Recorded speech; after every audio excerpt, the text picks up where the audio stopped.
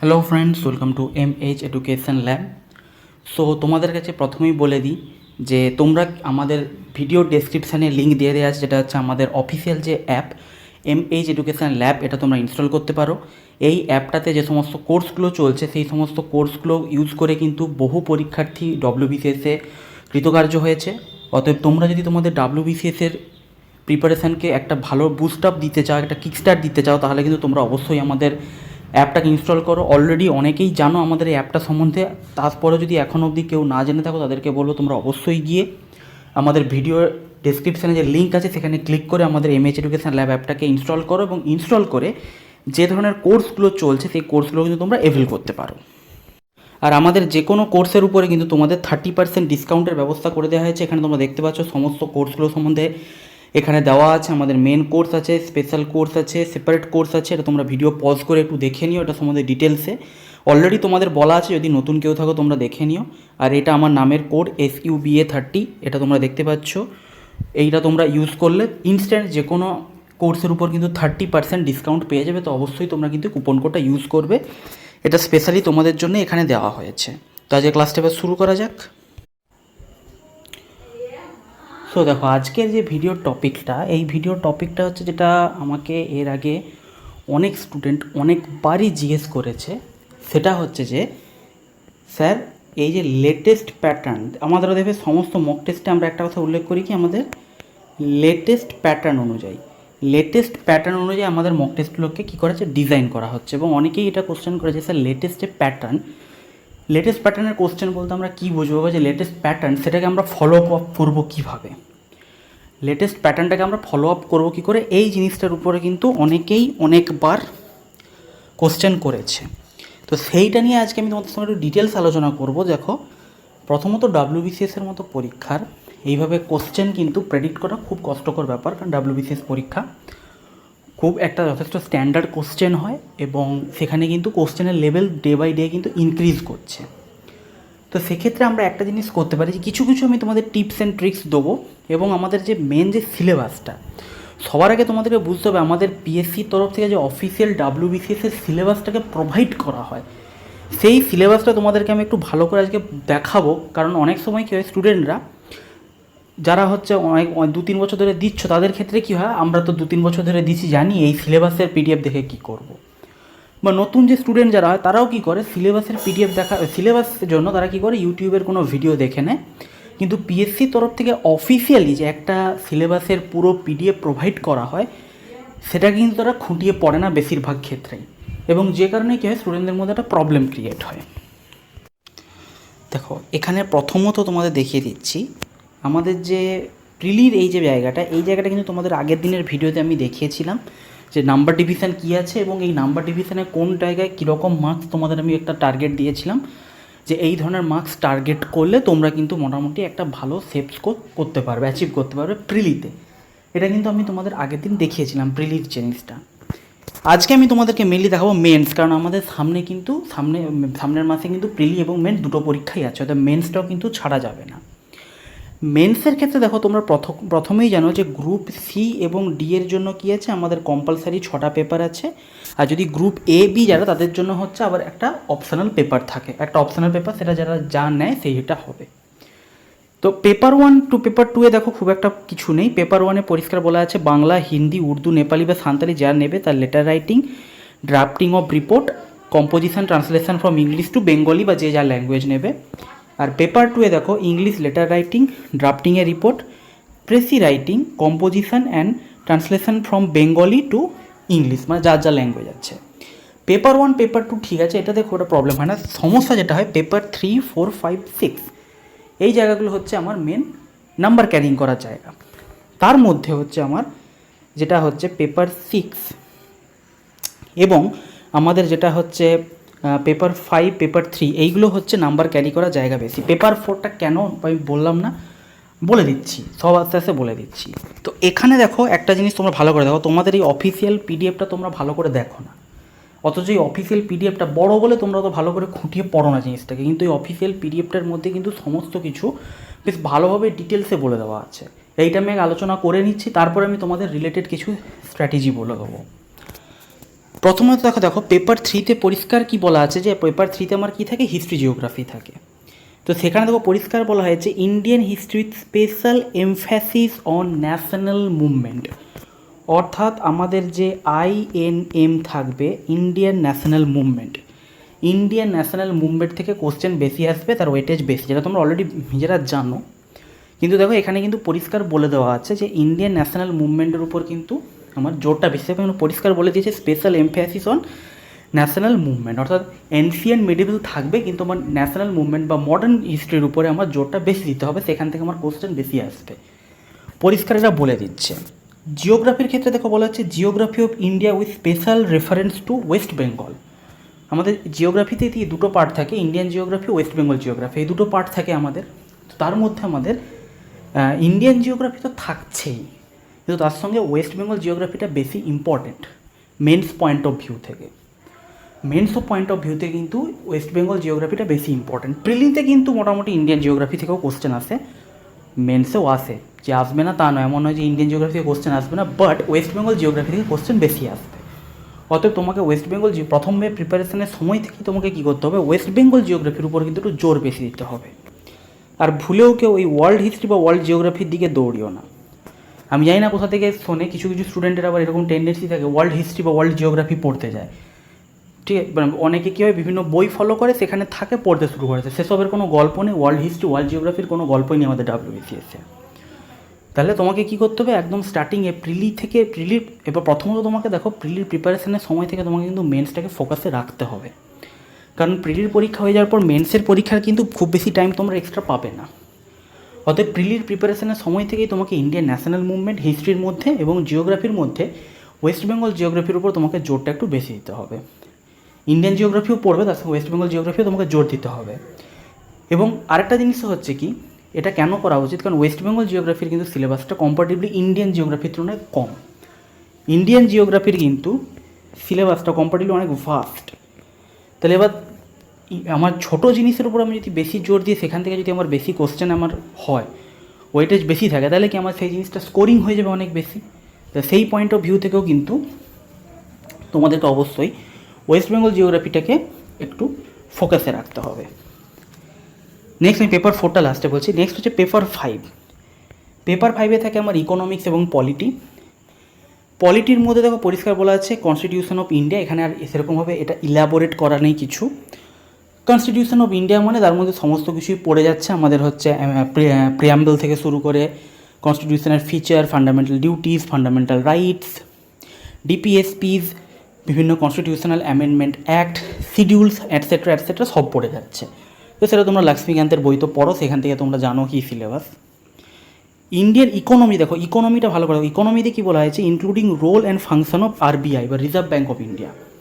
এটার সিলেবাসটা আরও ডিটেলসে এখানে নিচে বলা আছে, সেটা আমি তোমাদের এক্ষুনি দেখিয়ে দিচ্ছি।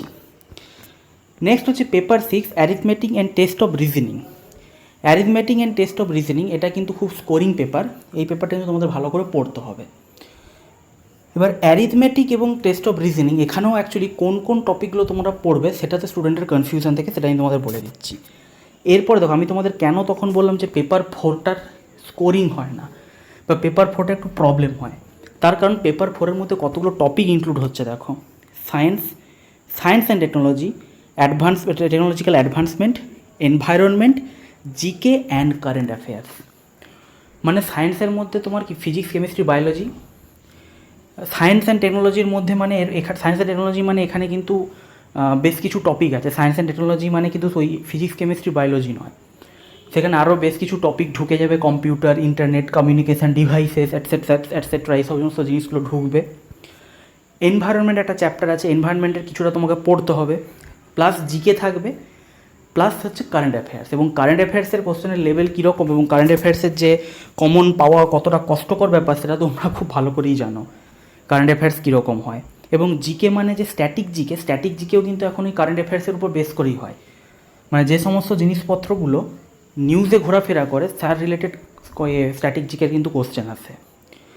সেই কারণে আমি বললাম যে পেপার 4টা কিন্তু কম্পারেটিভলি স্কোর করা একটু কষ্টকর, অতটা স্কোরিং নয়, কারণ একে তো তোমাদের সায়েন্সে একটু উইক থাকো তোমরা, ফিজিক্স, কেমিস্ট্রি, বায়োলজি, তার মধ্যে ফিজিক্সে কিন্তু মেন্সে ভালো লেভেলের কোশ্চেন আসে, সেগুলো করা একটু কষ্টকর হবে। প্লাস টপিক কত বেশি দেখো, তোমার সায়েন্স টেকনোলজি পড়তে হবে, ফিজিক্স কেমিস্ট্রি বায়োলজি পড়তে হবে, এনভায়রনমেন্ট পড়তে হবে, স্ট্যাটিক জিকে পড়তে হবে, কারেন্ট অ্যাফেয়ার্স পড়তে হবে। এতগুলো টপিক পড়তে হবে তোমাকে একটা পেপারের জন্য। সেখানে অন্যান্য পেপারগুলো কি, এটার মধ্যে আমি অ্যারিথমেটিক রিজনিং পড়বো, এবং অ্যারিথমেটিক রিজনিং কিন্তু WBCS এর লেভেল এমন কিছু হাই আসে না, ক্লাস 10-এর লেভেল আসে, 10th স্ট্যান্ডার্ডের লেভেল আসে, মাধ্যমিক লেভেলের। পেপার 3 আমি কি দেখতে পাচ্ছি, হিস্ট্রি জিওগ্রাফি, আর পেপার 5 আমি দেখতে পাচ্ছি কি, পলিটি ইকোনমিক্স। মানে এগুলোতে দুটো করে সাবজেক্ট পড়লে একটা পেপারে 200 নম্বরের কোশ্চেন হচ্ছে। সেখানে পেপার 4-এ কী হচ্ছে, পেপার 4-এ আমার দাঁড়াচ্ছে সেটা কি, প্রায় ফিজিক্স কেমিস্ট্রি বায়োলজি 3টে, তার মধ্যে সায়েন্স অ্যান্ড টেকনোলজি একটা টপিক আছে, তার কিছু চ্যাপ্টার আছে 4টে, environment 5, static GK 6, current affairs 7টা টপিকের উপর, যেখানে 2টো টপিক পড়ে তুমি একটা পুরো পেপার করছো, এখানে 7টা টপিক পড়ে তোমাকে পুরো পেপারটা কভার করতে হবে। এই জন্য আমি বললাম যে পেপার 4টা কিন্তু কম্পারেটিভলি একটু স্কোরিং কম হয়, তা বলে পড়বো না বললে তো হবে না, তোমাকে পড়তে হবে, কিন্তু এখানে কিন্তু স্কোর করা একটু কষ্টকর হয়ে দাঁড়ায়। এরপর দেখো আমাদের হচ্ছে অ্যারিথমেটিক পার্ট যেটা, সেটার মধ্যে দেখো কী বলা যাবে, পেপার 6 যেটা arithmetic and test of reasoning. এখানে দেখো পরিষ্কার কী বলা হয়েছে যে arithmetic and test of reasoning will be similar to that the compulsory mathematics paper at Madhyamik examination the board of secondary education. অর্থাৎ আমাদের মাধ্যমিক লেভেলের যে অঙ্ক, সেই মাধ্যমিক লেভেলের অঙ্ক যেটা, সেই অঙ্কটাই তোমাকে করতে হবে। মানে এখানে তোমাদের হচ্ছে ওই ব্যাঙ্ক লেভেলের বা SSC CGL CHSL ওই সব লেভেলে, CHSLটা তবু ঠিক আছে, এটা কম্বাইন্ড হায়ার সেকেন্ডারি লেভেল, মানে CGL বা ব্যাঙ্ক লেভেলের, SBI-এর যে ব্যাঙ্ক লেভেল, এই ধরনের ম্যাথ ফ্যাথ কিন্তু করার কোনো দরকার নেই। এটা অনেকে করে, অত হাই লেভেল দরকার নেই। মাধ্যমিক লেভেলের ম্যাথ তোমাকে করতে হবে, মানে কিছুটা তোমরা বলতে পারো CHSL লেভেলের ম্যাথ করতে হবে।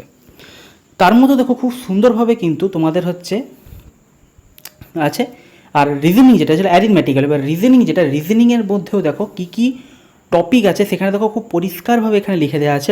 এখানে দেখো logical deduction, forcefulness of argument, implication of sentence, inferring from diagram series, letter series, number series, etcetera, and inferring data analogy test, symbol interpretation, mathematical puzzle, odd man out, perception test, non verbal reasoning and selecting the correct sequence, etcetera etcetera. অর্থাৎ পরিষ্কার দেখো তোমাদের কিন্তু এখানে topic উল্লেখ করে দেওয়া আছে। প্রিভিয়াস ইয়ারের কোশ্চেন যারা প্র্যাকটিস করবে তারা জানে, কিন্তু টপিকও কিন্তু পরিষ্কার উল্লেখ করে দেওয়া আছে। এই একদম অফিসিয়াল PDF দেখো তোমাদের দেখাচ্ছি, এই টপিকগুলো কিন্তু তোমাদের ভালো করে পড়তে হবে। নেক্সট যেটা আছে সেটা হচ্ছে আমাদের এনভায়রনমেন্ট। আমাদের যে এনভায়রনমেন্ট টপিকটা, এনভায়রনমেন্ট টপিকের মধ্যে দেখো কী কী জায়গা তোমাকে পড়তে হবে, biodiversity and coastal regulation zone, global warming, industrial and environmental pollution, ozone layer related issues. অর্থাৎ এই যে বায়োডাইভার্সিটি মানে কি, ন্যাশনাল পার্ক, রিজার্ভ ফরেস্ট, এই সমস্ত জিনিসগুলো তোমাদের একটু জানতে হবে। Coastal regulation zone, global warming মানে তো বুঝতে পারছো গ্রিন হাউস গ্যাস এফেক্ট, কীভাবে সেটাকে কমানো যায়, বিভিন্ন ধরনের industrial pollution, air pollution, water pollution, sound pollution, etcetera. Ozone layer related issues, ঠিক আছে, ওজোন হোল যে হয়ে যাচ্ছে সেটাকে আমি প্রিভেন্ট করবো কী করে, কী কী আমাকে ব্যবস্থা নিতে হবে, এই রিলেটেড যে কোশ্চেনগুলো, এই রিলেটেড কোশ্চেনই কিন্তু আমার পরীক্ষা আসবে, আমার পরিষ্কার সিলেবাস বলে দেওয়া আছে। অর্থাৎ এই জায়গাগুলোর উপর তোমাকে কী করতে হবে, অবশ্যই এমফ্যাসিস। তা বলে কি, হ্যাঁ এবার একটা এখানে সিলেবাস বলে দেওয়া আছে, এই টপিকগুলো আমাকে কিন্তু ভালো করে পড়তে হবে, এই টপিকগুলো আমাকে ভালো করে কভার করতে হবে। নেক্সট দেখো এবার ইন্ডিয়ান ইকোনমির ক্ষেত্রে, দেখো ইন্ডিয়ান ইকোনমির ক্ষেত্রে যেটা বলে দিয়েছে, দেখো পরিষ্কার বলা আছে, Indian economy including the role and function of RBI of compulsory paper 5 will consist of the following topics. টপিক্সগুলো কী কী হবে, টপিক্সগুলো হচ্ছে central state relation and devolution of central funds to state, planning process and objective of 5-year plan. 5-year plan তোমাদের একদম মানে মাথায় গেঁথে রাখতে হবে। 5-year প্ল্যান থেকে মেন্সে 80% ইকোনমিক্সের কোশ্চেন 5-year প্ল্যান থেকে আসবে, 80 to 90% কোশ্চেন। মানে 5-year প্ল্যান যদি তোমরা আর কিছু পারো না পারো, 5-year প্ল্যানটা অবশ্যই দেখে যাবে। 5-year প্ল্যান যদি তোমাদের করা থাকে, তোমরা ইকোনমিক্সে কিন্তু 80% কোশ্চেন করে ফেলবে। 5-year প্ল্যান থেকেই মেন কোশ্চেন আসে। তার সঙ্গে হচ্ছে আমাদের কি, তার সঙ্গে হচ্ছে আমাদের ফাংশন অফ RBI এর monetary policy, central finance commission, state finance commission and fiscal policy of government of India. এই টপিকগুলো কিন্তু পরিষ্কার উল্লেখ আছে, এই টপিকগুলোর উপর তোমাদের কিন্তু জোর দিতে হবে। তাহলে বোঝা গেল। এরপরে দেখো নিচে আবার একটা জায়গা আছে অ্যাপেন্ডিক্স 1, সেখানে আবার কী আছে, সেখানে আবার দেখো আমাদের এই প্রিলির জন্য সিলেবাস কিছু দেওয়া আছে, এই জায়গাটা আমি আর পড়ছি না, এখানে অতটা ডিটেলসে কিছু বলা নেই, এমনি জাস্ট জেনারেল বলা আছে, তোমরা একবার দেখে নিতে পারো।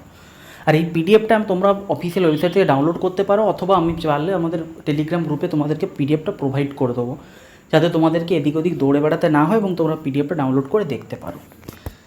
তো দেখো ব্যাপার হচ্ছে এখন যেটা, যে তোমাদের দেখো আমি পুরোপুরিভাবে সিলেবাসটা কী উল্লেখ আছে এটা আমি দেখিয়ে দিলাম। আশা করছি এখানে কিন্তু তোমরা একটা জিনিস পরিষ্কার বুঝতে পারলে যে সিলেবাসটা কী। এটা আমি শিওর যারা প্রথমবার এবারে করছো, পরীক্ষা দিতে যাচ্ছ, তাদের জন্য খুবই লাভবান হবে, এবং যারা এর আগে দু একবার দিয়েছো তাদের মধ্যেও আমি শিওর বেশ কিছু স্টুডেন্ট আছে যারা এইভাবে মানে অফিসিয়াল ওয়েবসাইট যে পিডিএফটা সিলেবাসে সেটা অতটা খুলে দেখে না, বা দেখলেও এতটা খুঁটিয়ে পড়ে না, যেখানে এত পরিষ্কারভাবে জিনিসপত্রগুলো উল্লেখ আছে। যারা ফ্রেশার তাদের তো খুবই লাভ হবে এটাতে, আমি বুঝতে পারছি। তো এখন ব্যাপার হচ্ছে যে এরপরে স্যার টিপস অ্যান্ড ট্রিক্স কী, এগুলো তো স্যার আপনি পুরো সিলেবাসটা বললেন। এটাই বলবো যে টপিকগুলো দেওয়া আছে এই টপিকগুলো সব ভালো করে পড়বে, এবং সব পড়বে ওভারঅল, এর বাইরে আর কোনো ট্রিক নেই।